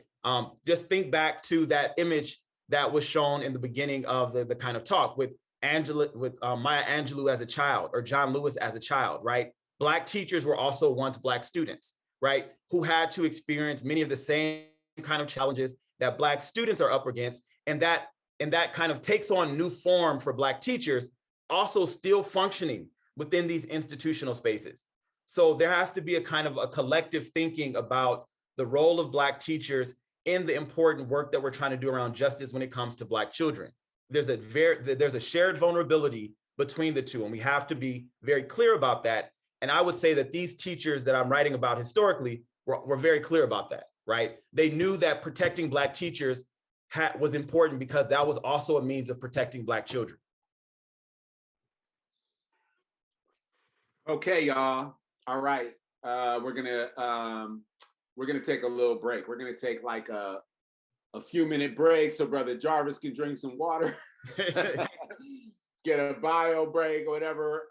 We're gonna play this performance from 7 years ago from a group that's really close to our heart because we are the ones who created it, Young, Gifted, and Black. I was a member of this group. I've been the director of this group.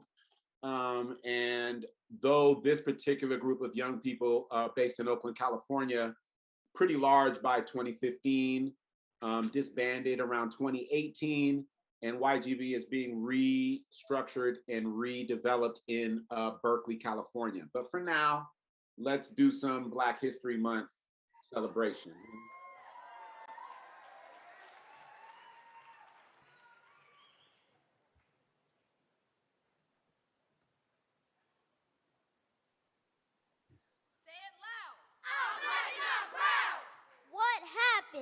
To a dream deferred? Does it dry up like a raisin in the sun, or fester like a sore and then run? Does it stink like rotted meat over a crusty, syrupy sweet, or does it sag like a heavy load, or does it explode? I will not bow down to racism. I will not bow down to injustice. Exploitation. Let's go through.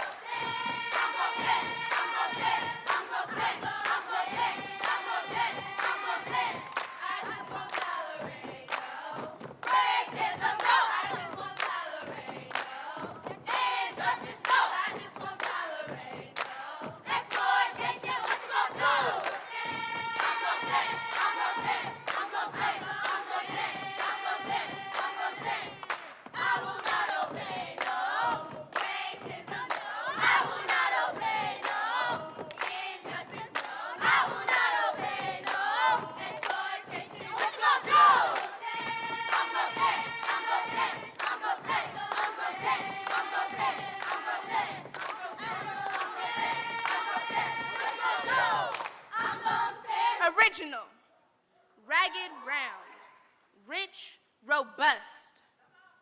He had the hawksman's eyes. We gasped.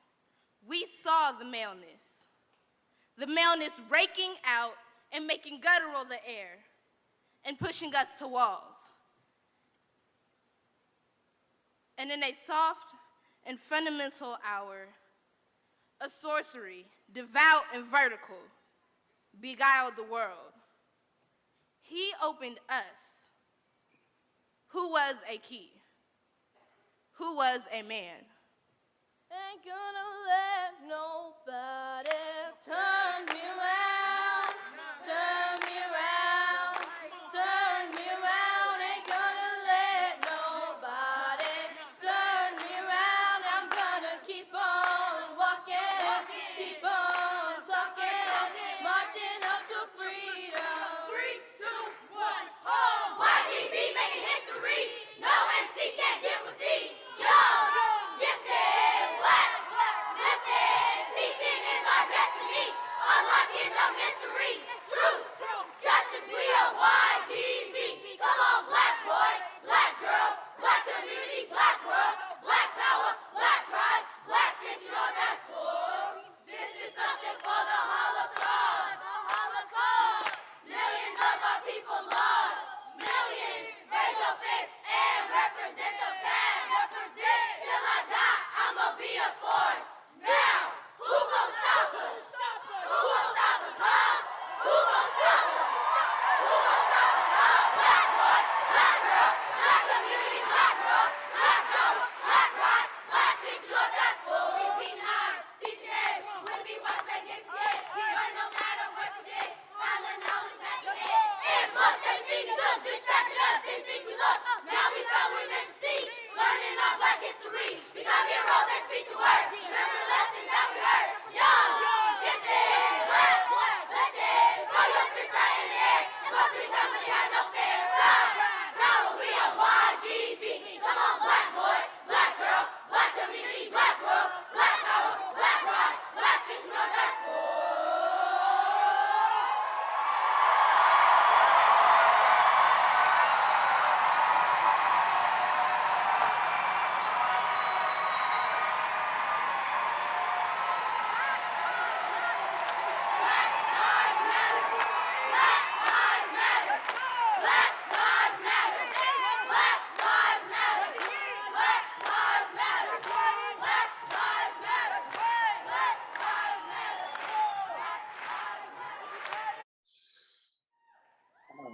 All right.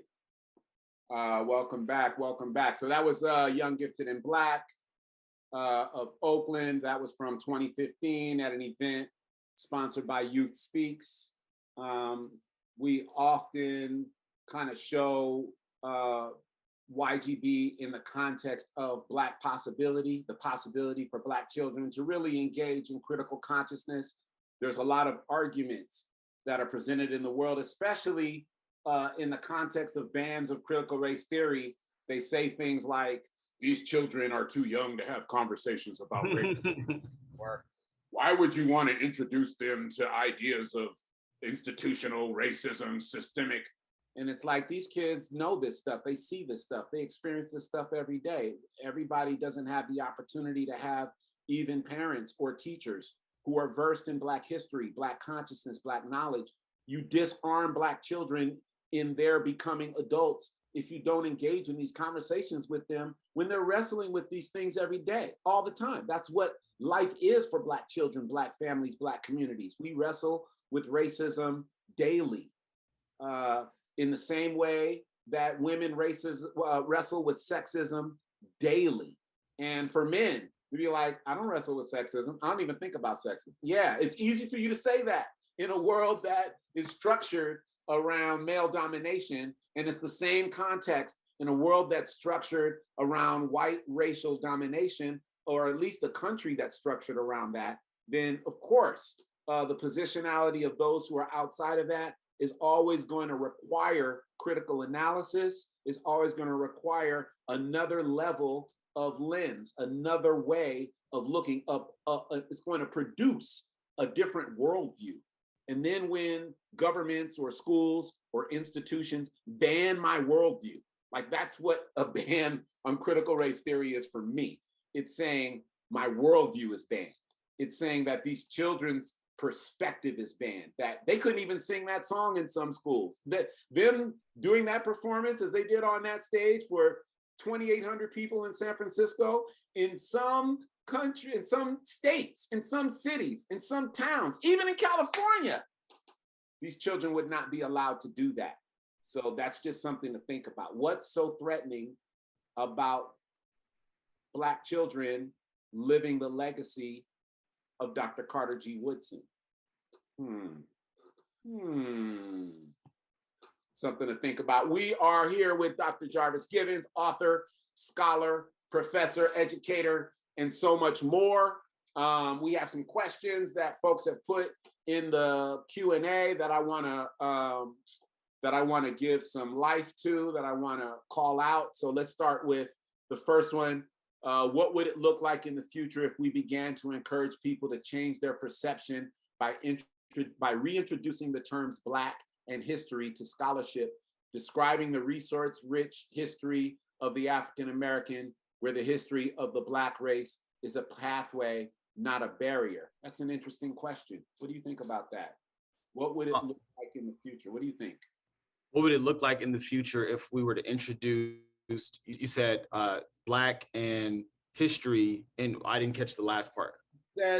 It says change the perceptions by reintroducing the terms Black and history to scholarship, describing the resource-rich history of African American, where the history of the Black race is a pathway and not a barrier. So I guess the context of this would be that Blackness is contextualized in the curriculum as something that is less than, or that in some way is a barrier to progress or success. And I think this question is about reimagining and redefining those terms as pathways to future possibility. Yeah, so what I hear is about like what is the like, I guess one would say like the standpoint position that one kind of comes to framing Black history when it's introduced to students, right? That it's not only a history of persecution, right, but it's also a history of constant resistance and also joy, right?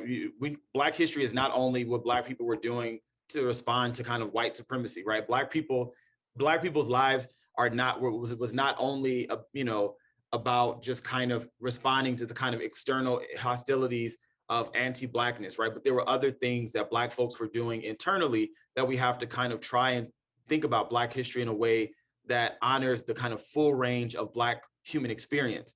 I think of people like Zora Neale Hurston, who tried to write and offer a perspective on Black life and culture that gives us a model for that. I think about people like Woodson, who was writing textbooks because he was trying to give an expansive view of how we conceptualize and think about Blackness, right? Which is why Woodson often relied on, even as he was writing primarily for Black students in the United States, we see, I talk about this in the chapter about his textbooks, he has this kind of, it's informed by this diasporic consciousness, right? Woodson and Lila Amos Pendleton, she was a Black teacher in DC, also wrote a textbook. They both write about Black maroon communities in Suriname and in Brazil, and writing about these kind of autonomous Black communities maroon communities that are created where you have these images of Black people being self-determined, self-governing people as well, because we see them trying to give Black students an expansive set of resources to think about what Black people have done, and to use this expansive inventory of knowledge as a resource for trying to project something new onto their future, right? So I think that question is an important question that has to do with how do we think about introducing folks to kind of thinking about Blackness as it relates to history, as it relates to culture, and that it has to be more than just through a deficit frame, right? But it has to be something that represents the kind of full breadth of Black life and Black humanity. And I think that we have a lot of models of scholars that have tried to model that in their writing and in their academic work. So I would agree with that, and I think that it's something, an issue that we have to continue to raise. I think when I saw that video that you just shared with the students, I thought I was transported back to like my own early education. Like that video that you shared represents kind of the essence of the education that I experienced, right? I attended a, Black independent school in Compton, California. It was a small Black parochial school from preschool to 8th grade, had all Black teachers, all Black students. We had to learn, Black poetry and talk about Black literature. Every morning we sang the Black national anthem and recited Dreams by Langston Hughes, right? And we were taught that, it wasn't just a narrative of Black history that was about Black people being kind of down and out, but it was an inspiring history, but it was also a real engagement with the complicated aspect in terms of what Black folks were up against around in the world, right? And I wrote a piece for the LA Review of Books when I talked about these kind of daily devotions that we would do every morning before school started. We had to line up on the school ground, sing the Black national anthem, recite those poems by Black poets, right, from preschool to 8th grade. That was every day. That's how school started for me, right?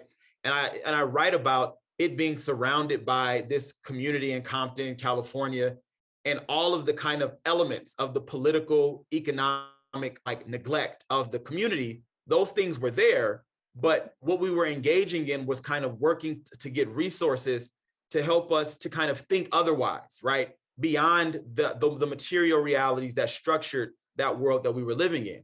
And we have to take a similar approach to thinking about like the developmental needs of Black students and why learning about Black history is about more than just learning facts and dates and about more than just demonstrating about, how so many negative things have been done to Black people, right? Our story is much more expansive than that. Woo! I have on the slide, I'm showing you a variety of books that provide background both for contemporary and historic. The books that are on this list are a lot of the scholars that we have featured in this conversation, including Dr. Chris Emden or Dr. Gloria Ladson-Billings. We've had Maisha and Tori Wynn with us, Chris Chapman, Bettina Love. So we're trying to give you an opportunity to do some of that deep study. We want to give you an opportunity to intellectualize your own practice, to think deeper about your own practice. And one of the strategies that I heard Dr. Gibbons kind of point out for us is that we have to remember to be students as well, that even though we're teachers and even teachers oftentimes of Black study in the context of these white institutions, that we also need to be students, that we have to take the time to read, that we have to take the time to talk and communicate with these issues with our peers, with our colleagues, with people who challenge us intellectually, so that we can also be brought further along in our understanding of kind of the broader systems that are impacting the lives of Black children. So that's one thing. The second thing that I feel like you touched on, which I want to dive into a little bit before we get to this next question, which is about this idea of fugitivity and I've heard critiques about the word fugitive as being like conspiratorial or somehow like, why is it that our education has to be a criminal thing that we have to conspire to achieve, and almost a position of fugitivity as in opposition to this idea of Black joy. And so even in my own dissertation, I started because I read your book and was turned out. So I started with like what the fugitive pedagogy empowering educators and Black people in general to combat racism and to combat sort of discrimination, et cetera. And then I moved that frame based on, just a lot of thought around what future I was trying to create. And I centered it on how does Black joy lead to optimism or pessimism in the future? So it's a similar question. And I can't dive into Black joy without diving into fugitive pedagogy. I can't reflect on you're creating spaces of Black joy in the midst of these oppressive systems that are trying to undermine joy. And, a little bit of that is like from a bunch of other scholars who talk about, the work of Black teachers, of Black families, of Black children, just to find a place of sanctuary, just a little bit of safety to be ourselves, a little bit of freedom to smile and laugh, and sort of the revolutionary nature of a smile or a laugh, which kind of we saw with YGB's performance, the revolutionary power of feeling pride within your own identity. So something about this, is it a conflict? Is it a conflict? Is it a made up conflict? Depends on how you look at it. I don't know. I've heard some people say that too, but for me, it was never a conflict. I just shared a quick quote and I don't actually think I use this in the book, but this is a quote from Du Bois from his book, Black Reconstruction, that I'm using for an essay that I'm writing for, that I'm trying to finish up, where he's talking about, when I hear the language of fugitive, I'm immediately thinking of it as grounded in a historical context. Fugitive slaves, right? The fugitive slave archetype are our first heroes, are really in many ways are the kind of they're folk heroes in the Black historical and cultural tradition, right? If we think about, there's a book called Black Culture, Black Consciousness, right? Or even my book, the way that I'm talking about it, the reason I started using the language was not because of this metaphorical idea, but because of the real story about Black people who were fugitive slaves who established the foundation of a Black educational tradition in the United States, right? The very first texts, right, that were written by Black people were written by fugitive slaves, right? The very first Black authored textbooks were written by fugitive slaves, right? And so for me, it's not an idea of thinking about it in a negative way, because the very idea of the fugitive slave is about someone who is choosing to view the world from a countervailing perspective, right? The world said that fugitive slaves were criminals and were thereby, the law justified their capture, even death, right? But those fugitive slaves who had their own critique of laws that made it technically legal for them to be the property of other people, said, I have a different vision of justice. I have a different way of viewing and reading the world and reading knowledge. That is a counter tradition, right? And so for me, the language of fugitivity has to do with, what does it mean to honor an educational tradition that extends from the fugitive educational work of Black people who created the basis of a Black political tradition and educational tradition during the context of slavery, where literally reading and writing was criminalized for Black people, right? And so that's what the language for me is doing. And it's really thinking with a lot of important early Black scholars, right? So people like Zora Neale Hurston, who would write things about, would say, the white man can read my mind, but he can read my writing, but he sure can't read my mind, right? Or enslaved Black people saying, I got one mind for me and another for the master to see, right? Paul Laurence Dunbar, We Wear the Mask, that very important and famous poem by Paul Laurence Dunbar.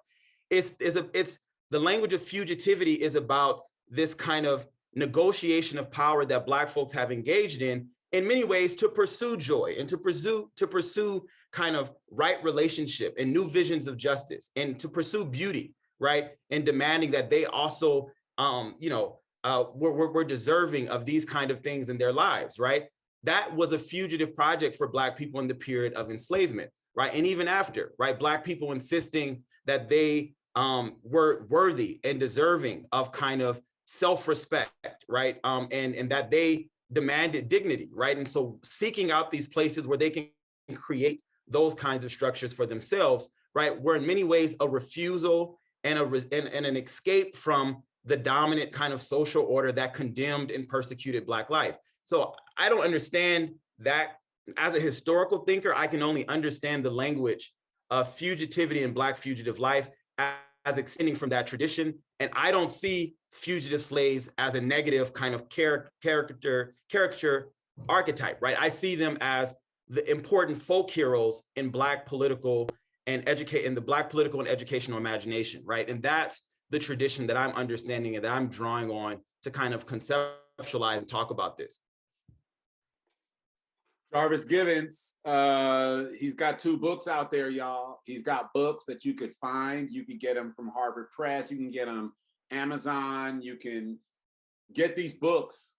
Like, I don't know, Jarvis, if you have a special link that you want to throw in the chat for people to get at your books, but we want some books we want to sell some books, not so much because we want to put more money in your pocket, but more so we want to get this knowledge out. Like, we want to get people really wrestling with the idea of love, the idea of using love in your educational practice, that understanding. And this is kind of Cassandra Uriarte put in a question about, she says, how can I encourage my students to learn, speak up, and be confident being Black Americans, coming from someone who isn't a Black American?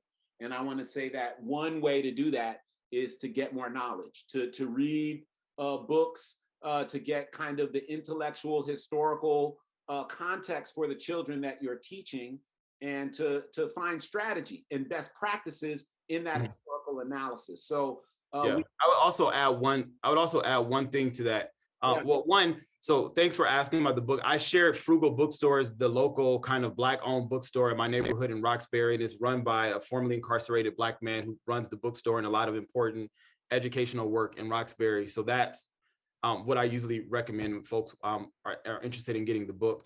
But to that other point, I think it's a very important question. And one of the things that I would say is to get to know Black students as individual people and individual learners, right? Because I think oftentimes when we can kind of approach teaching Black kids as a kind of monolithic group of people, as these kind of fungible, stock characters of what a Black student is, right? That can sometimes participate in kind of alienating Black students, right? Because we're kind of projecting an image about the kind of, yes, we should take into account the kind of experiences that Black students have in the world, but that should never come at the expense of getting to know Black students as who that individual student is that's walking into your classroom.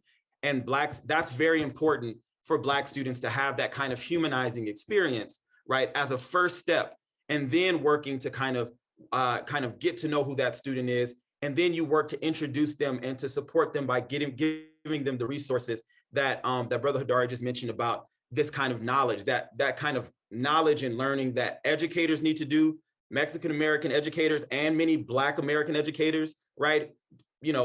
Identity is not a substitute for expertise. Just because I am Black does not mean I am an expert in everything Black, right? And that's something we have to make sure we name and be clear about, because there can be Black teachers who reproduce harm on Black students just as much as any other folks. Carter G. Woodson was very explicit about that in The Miseducation of the Negro as well, right? But that's one of the things that I would say. It has to do with making sure we don't think about Black students as kind of fungible students, as like, exchangeable because they are Black and that's it. They are also individual learners that require the kind of compassion and the patience of getting to know them individually, and then offering them the resources that you have about what it means to kind of face the world as a Black student. I love that. And Cassandra, I just wrote Dr. Cesar Cruz's name in there from Homies Empowerment Program in Oakland. We had him as our guest for Educating the Black Child, I think March of last year.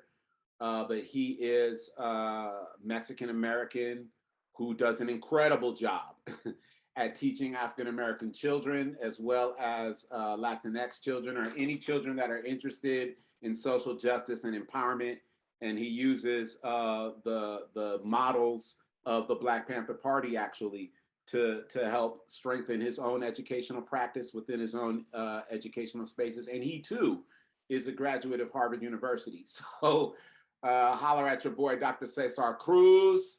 I want to move to this question about how do youth development professionals seek adequate support in oppressive work environments, including agencies embodying self-hate or prejudicial policies. So you talked a lot about teacher networks. Let's talk about youth development professional networks. A lot of times, a lot of the folks who used to be teachers in segregated schools are now still working with children, but not in the context of the classroom, either because of the barriers that have been put in front in terms of how many degrees you have to get in there, credentialing, tests, and then you have to be hired by somebody. There's a lot of different processes to get a radical Black educator into a predominantly white institution, at least from the management perspective. So thinking about what kind of networks can youth development professionals create? How do youth development professionals navigate this white philanthropic concept that we talked about? I don't know, what advice do you have for the folks who are outside of schools? Yeah, I mean, I would say, you know, we have to think about the work that's being done outside of schools as education, as connected to the work that's inside. We have to have a comprehensive idea about education. I think that's one thing that's important for us to understand, right? So I mentioned Bianca Baldridge writing about youth workers in what she calls the third space, right? Between home and school. There are also out of school spaces where a lot of important education and work is happening, right? I think about Shawn Ginwright's work, about Black youth uprising, right? In his that the book is called Black Youth Rising, when he talks about the kind of out of school spaces.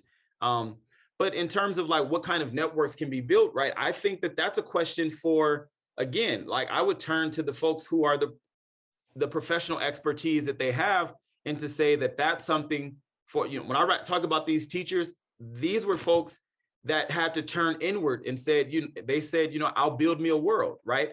These were institutions that they created to make sure that they had the kind of community spaces that they needed in order to support and sustain their interests, and understanding that their work was not just an individual task, right? So I would say that it means if there are organizations that exist, it means kind of working to be a part of those spaces, or if they're in the absence of them, working to create them in a way that will support the work that you're doing, and that can kind of like think more broadly about why those kinds of spaces are important if there's an absence of them.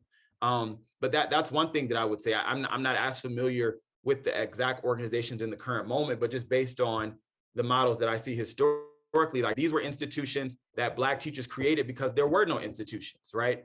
And I think we see some of that stuff happening now with a lot of, kind of groups of Black educators in different places.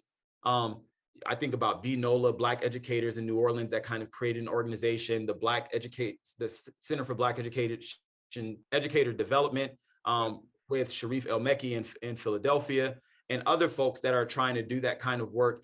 And every time I talk with some of those folks, they're like, this sounds so similar to many of these things that come up in your book in terms of what Black teachers had always been doing. And for whatever reason, there seems to have been a gap in that information. It's like, well, yeah, because there was, like I said, that rupture that happened that completely gutted that very long kind of tradition that Black folks had created. And it doesn't mean that work just completely disappeared. There were Black folks that continued to try to hold on and to do that work, but we have yet to see it at the scale and scope that it was prior to the kind of rolling out of desegregation.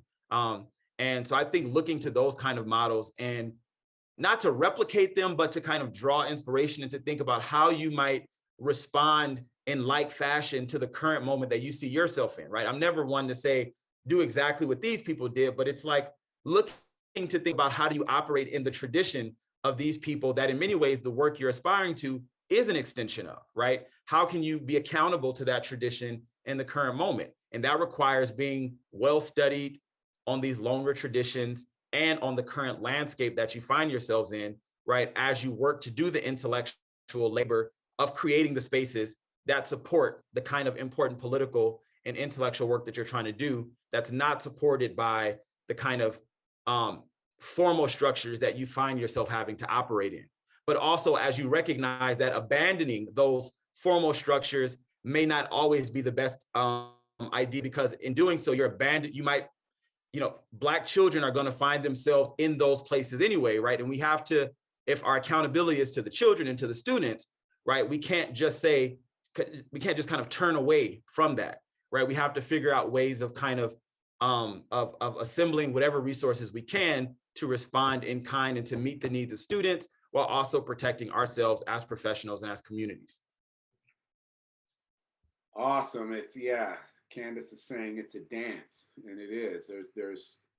It's a whole dance. And I would even say that there's systems that position youth development professionals, that position paraprofessionals who are in the schools and after school people as not being teachers. Like somehow that word teacher has become the exclusive property of people who work in schools. And I'm saying, and I think what we say is that we believe that educators come in all shapes and sizes, and they exist in a variety of different institutions. These educators who can be incredibly influential in the lives of our children. Yeah, but they don't have to be in the classroom in order to be an educator. And I think that that's an important thing, that we as youth development people, as people who work in the out of school space, need to value our work in as much as teachers do. We can't subordinate our activity as somehow being less than or less important than people who are actually carrying the hegemony in the institutions and in the minds of our children. So I just want to be clear that when we say educating the Black child, we're not just talking about teachers and we're not just talking about schools. Education is also happening in the home. It's also happening in churches. It's also happening on fields and on courts, in all kinds of places. And me, like, if you ask me where the best education is happening, it's happening in sports, because they do that fairy stuff and they don't even know that they're doing it. But that's a whole other conversation. We are thankful to the San Francisco Department of Children, Youth, and their families for supporting and partnering with us on this event. We are also super thankful for all of you for participating and joining us in this conversation. This is our last conversation of this particular series for the year. We're actually going to launch a new series of conversations moving into the summer. And for Educating the Black Child, we're looking, the only thing that we've booked for EBC thus far is in November. I'm just kind of throwing this out there for y'all who know what I'm talking about. So in November, we're going to host Dr. Juwanza Kunjufu. And for anybody who's familiar with Black education, man, I feel like we got, man, I mean, come on, Juwanza Kunjufu is like one of the biggest names in the game. But anyway, if you want to know more about what we're doing, Edutainment for Equity, please visit us at our website. If you want to know more about the work of Dr. Jarvis Gibbons, the first thing to do is to purchase one of those two books, We Dare Say Love or Fugitive Pedagogy. But if you get an opportunity to hear Dr. Jarvis Gibbons do a presentation, which is a little bit different than what we've done today, if you want to have that opportunity, he's been presenting his, you can see him present on YouTube. He'd be just crushing it. Every time I've seen this cat present, it's like, wow. So I hope all of you got a lot out of this experience, and I hope that it will reflect in your practice, that it will not just be something for you to think about, but it's actually some practical lessons and instruction that you can apply directly to the Black communities, Black children, and communities of Black educators that you're working with. There's a couple of questions that we didn't answer. Will this recording be made available? Yes, it'll be on our website. We're figuring that out. And yes, we are saying that teaching Black history, a history that Black students can identify with, will help encourage Black students grow. Yes, we are saying that. We are absolutely saying that. And we're saying that it's beyond just Black history, that it's Black study in general, that history is only a part of that story, that there's a broader story around how that history relates to the actual practical lives of people, and about the intellectual contribution that so many have made to what we call Black study, that goes even beyond just history. You want to say any last words, my brother? Do you have any last words for the people? No, I appreciated that note that you just ended on, right? That thinking more expansively about the work is about Black study. It's about an approach. It's about a particular disposition to knowledge, the transfer of knowledge, the kind of study of the world that takes seriously the kind of Black experience in the world as an important site of social analysis for how we make sense of the human condition, right? And I think that's what Black folks like Carter G. Woodson was wrestling with when he said that we're not having a full perspective about the kind of history of kind of like humanity by not fully taking into account the experience of Black people, especially in a world that has been, especially in a world structured by anti-Blackness, right? And so Black study emerges from that important intellectual work that those folks were doing, right? And many of the first Black studies scholars who took up that work, whether it be Nathan Hare at San Francisco State and Sonia Sanchez, they were the products of Black teachers, right? Nathan Hare went to the Toussaint Louverture School in Oklahoma. Sonia Sanchez talks about going to the Black segregated school in Birmingham and being introduced to Black poetry, and those being the early seeds that planted the kind of work they would take up when building Black studies, right? So it's definitely about more than just history, but having a historical perspective on these questions that we're asking in the current moment is a fundamental part of Black studies. So history is not just about the disciplinary idea of history, but it also has to do with the social questions that we're asking, psychological questions that we have to think about, right? And all of those things. So I appreciate you for saying that. I was really excited to be here. Thank you for the thoughtful engagement with my work, and for the thoughtful questions that folks ask. Yeah, you killed it, brother. You're crossing over. You're dunking on everybody. Carter G. Woodson is, we call him the father of Black history, but he's really the father of Black study. And I think that's interesting. I feel like that's in your book, that it's not just history. And I feel like it comes through again and again in your text, but it's also something I feel like we have to remind people all the time. It's a reminder, because a lot of times we talk about Black history, but we don't really mention Black study, and we don't differentiate one from the other. So I'm so appreciative of your work. I have 1,000 more questions, so I'm going to be emailing you stuff. I'm about to be in your life, bro. I'm in your life. I appreciate you. Appreciate you as well.